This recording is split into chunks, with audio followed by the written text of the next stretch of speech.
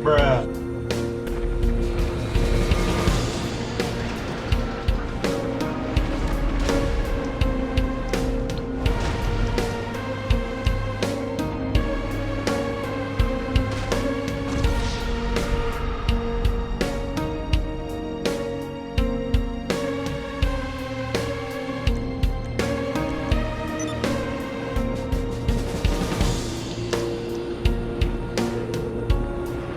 Hello, you're through to Pegasus Lifestyle Management. How can I help?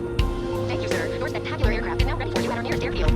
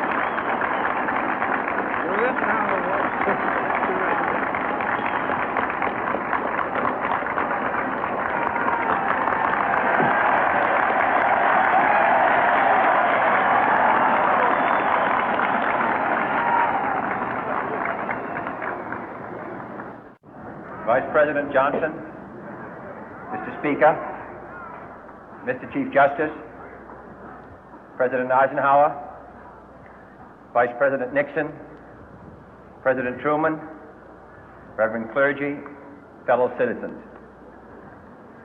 We observe today not a victory of party, but a celebration of freedom, symbolizing an end as well as a beginning, signifying renewal as well as change. For I have sworn before you and Almighty God the same solemn oath our forebears prescribed nearly a century and 3/4 ago. The world is very different now, for man holds in his mortal hands the power to abolish all forms of human poverty and all forms of human life. And yet the same revolutionary beliefs for which our forebears fought are still at issue around the globe. The belief that the rights of man come not from the generosity of the state, but from the hand of God. We dare not forget today that we are the heirs of that first revolution. Let the word go forth from this time and place to friend and foe alike that the torch has been passed to a new generation of Americans born in this century, tempered by war, disciplined by a hard and bitter peace, proud of our ancient heritage, and unwilling to witness or permit the slow undoing of those human rights to which this nation has always been committed and to which we are committed today at home and around the world.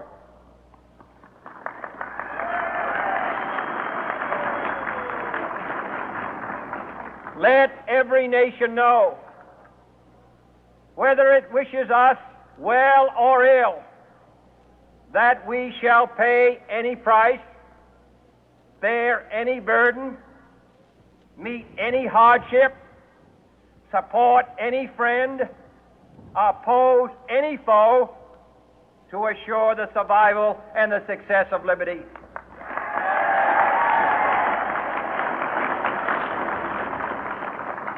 This much we pledge and more. To those old allies whose cultural and spiritual origins we share, we pledge the loyalty of faithful friends. United, there is little we cannot do in a host of cooperative ventures. Divided, there is little we can do, for we dare not meet a powerful challenge at odds and split asunder. To those new states whom we welcome to the ranks of the free, we pledge our word that one form of colonial control shall not have passed away, merely to be replaced by a far more iron tyranny. We shall not always expect to find them supporting our view, but we shall always hope to find them strongly supporting their own freedom, and to remember that in the past, those who foolishly sought power by riding the back of the tiger ended up inside.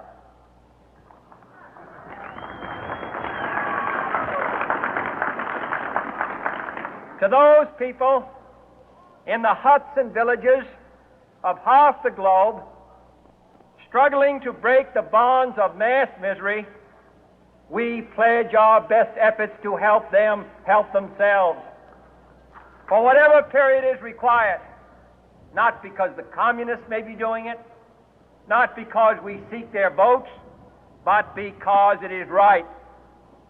If a free society cannot help the many who are poor, it cannot save the few who are rich.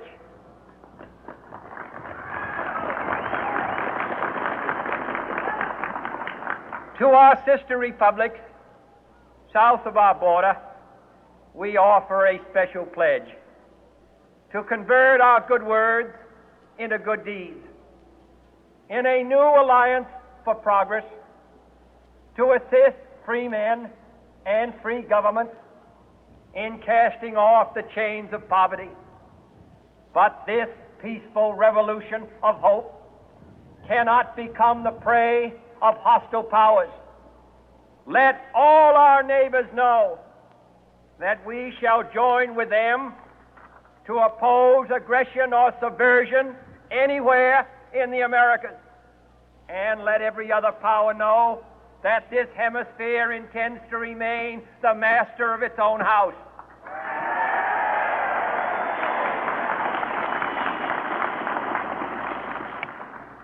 To that World Assembly of Sovereign States, the United Nations, our last best hope, in an age where the instruments of war have far outpaced the instruments of peace, we renew our pledge of support to prevent it from becoming merely a forum for invective, to strengthen its shield of the new and the weak, and to enlarge the area in which its writ may run. Finally, to those nations who would make themselves our adversary, we offer not a pledge, but a request that both sides begin anew the quest for peace. Before the dark powers of destruction, unleashed by science, engulf all humanity in planned or accidental self-destruction, we dare not tempt them with weakness, for only when our arms are sufficient beyond doubt can we be certain beyond doubt that they will never be employed. But neither can two great and powerful groups of nations take comfort from our present course, both sides overburdened by the cost of modern weapons, both rightly alarmed by the steady spread of the deadly atom, yet both racing to alter that uncertain balance of terror that stays the hand of mankind's final war. So let us begin anew, remembering on both sides that civility is not a sign of weakness, and sincerity is always subject to proof. Let us never negotiate out of fear, but let us never fear to negotiate.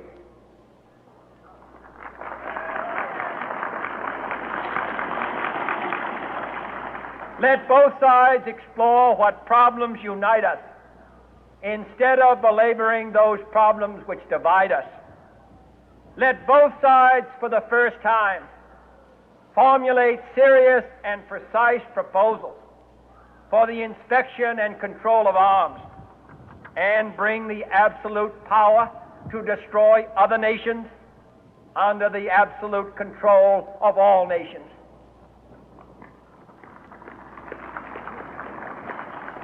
Let both sides seek to invoke the wonders of science instead of its terrors. Together, let us explore the stars, conquer the deserts, eradicate disease, tap the ocean depths, and encourage the arts and commerce. Let both sides unite to heed in all corners of the earth the command of Isaiah to undo the heavy burden and let the oppressed go free.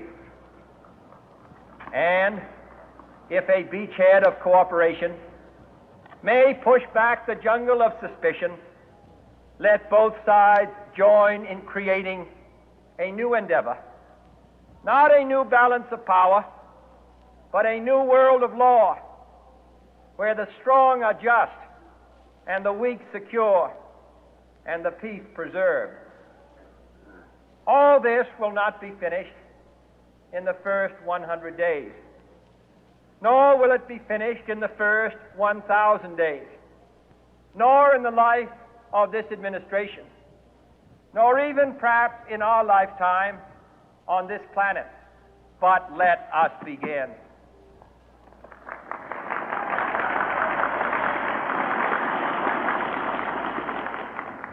In your hands, my fellow citizens, more than mine, will rest the final success or failure of our course. Since this country was founded, each generation of Americans has been summoned to give testimony to its national loyalty. The graves of young Americans who answered the call to service surround the globe.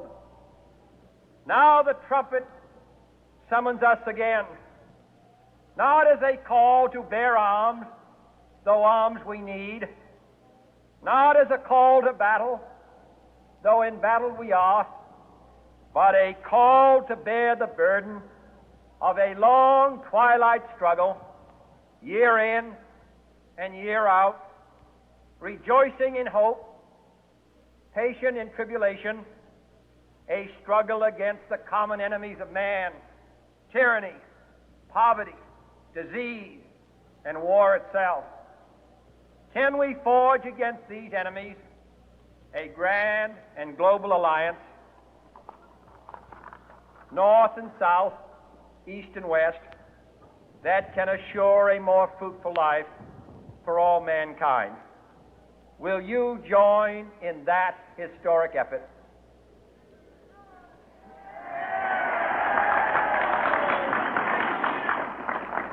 In the long history of the world, only a few generations have been granted the role of defending freedom in its hour of maximum danger. I do not shrink from this responsibility. I welcome it.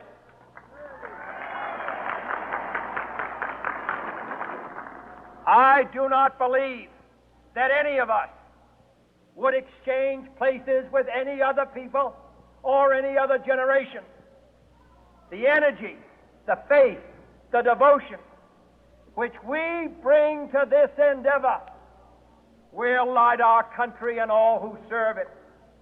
And the glow from that fire can truly light the world. And so, my fellow Americans, ask not what your country can do for you, ask what you can do for your country.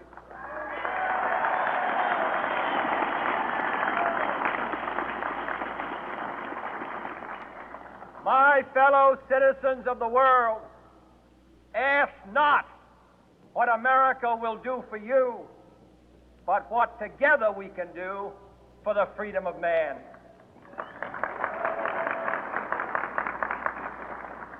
Finally, whether you are citizens of America or citizens of the world, ask of us here the same high standards of strength and sacrifice which we ask of you. With a good conscience, our only sure reward, with history the final judge of our deeds, let us go forth to lead the land we love, asking His blessing and His help, but knowing that here on earth God's work must truly be our own.